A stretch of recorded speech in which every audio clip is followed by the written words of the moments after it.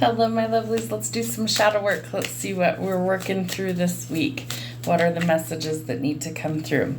The Empress in the shadow. She's not in the nicest energy in this side of the deck. So she can be a little bit aggressive. She can be somebody who's lashing out. She's basically the polar opposite of what we would want for the Empress. She could be struggling with things like infertility. She could be struggling with mental health issues. She could be struggling with things like addictions, but she's not her usual self. So we need some self-love and some self-care in order to kind of handle those things. She could also be a little bit aggressive, possessive, jealous. Those are some things that we don't want to see in the Empress energy. All right, the Nine of Cups. The reason why? She's dealing with a lot of pain internally, it looks like. A lot of disappointments, a lot of imbalance when it comes to love, and so she might be lashing out for those reasons. Also hesitation in taking a step in a new direction. So holding on to the pain, holding on to the fear, the disappointments, and those are things that we need to release in order to go forward. The Seven of Wands. I feel like there's lots of frustrations, and I feel like people have kind of walked all over your boundaries lately.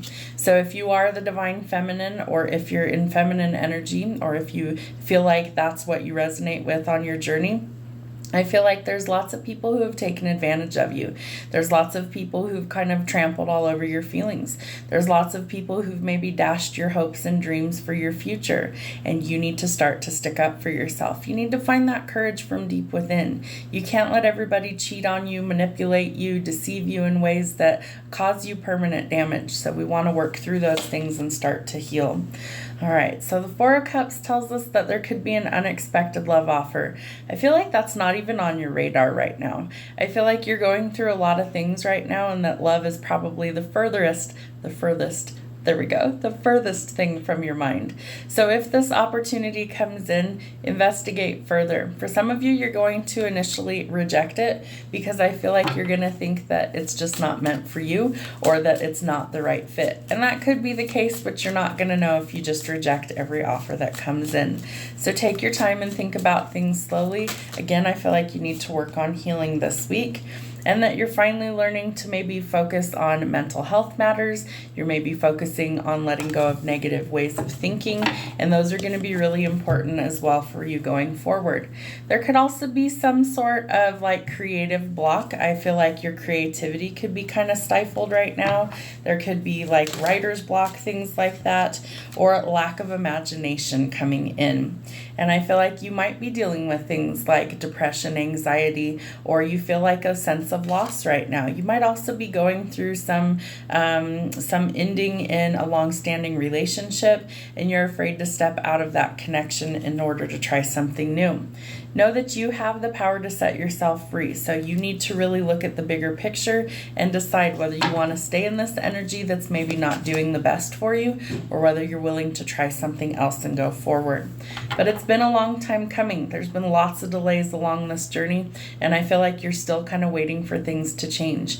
Part of that starts from within. So if you're not willing to make the changes, it's not going to be reflected in your outside world. All right, what do we need to know to find the balance? What else do we need? Page of Swords. So we want to start brainstorming. Not overthinking, that's very different. Brainstorming, come up with new ideas. If you feel really blocked and it's like, I don't know how to do that, then you want to step out of that energy, maybe go do something else, maybe talk to other people and kind of shoot some ideas around and come up with a game plan to plan for the future. Part of that is I feel like you're ignoring your intuition. What is it telling you that you need to change that you're ignoring?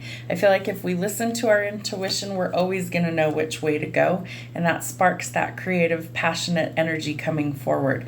So this could be a passionate new encounter, or you're creating something that's new. Lots of positive energy to create and brand new beginnings, bringing growth. We need to step out of our reality sometimes, especially if we're under some sort of illusion or deception, and especially where it pertains to love. I feel like you need to see the bigger picture, that you need to find the balance from within, and that can be a big challenge when you're struggling with things like mental health or overthinking. And so this is an indication that we have to remove the blindfold or the rose-colored glasses and just face reality. If something needs to end, especially overthinking or negative thinking, make sure that you're working working towards that this week. This is a rebirth that's coming through. We're closing out old cycles so that something positive can take its place instead. So it can be a challenge to let go of things, but it's usually worth it in the end. Your guard is super high, and I feel like for good reason. So if you don't trust people right away, that's okay. Make them earn your trust. If they're worth their time or worth your time, they will. They're going to be patient enough to let you get to know them and vice versa. And if they're not, those probably aren't the people that are meant to be in your life anyway, so let them go. I feel like you're also burnout and exhausted. Mentally, I feel like you're very taxed right now. So you need a break. You need some time to yourself, take it. If you need a mental health day, take it. If you need to do some self-love and self-care, do it. And do it without guilt. You need some more rest, sleep in. If you need to go to bed earlier, do that. But you also need to take good care of you, because without that, who's really checking in on you? Most women I know say no one checks on them, maybe a good friend or a family member. Most of us are the ones who are footing the bill or taking care of everybody else, and no one checks to see if we're okay. So I'm checking in, telling you, it's time. Are you okay today? Do you need a break? Do you need a helping hand? Don't be afraid to ask for help where it's needed, and make sure that you take good care of yourself and rest. And we transform the energy by doing all of those things. So where we started, we transformed, and this is where we end.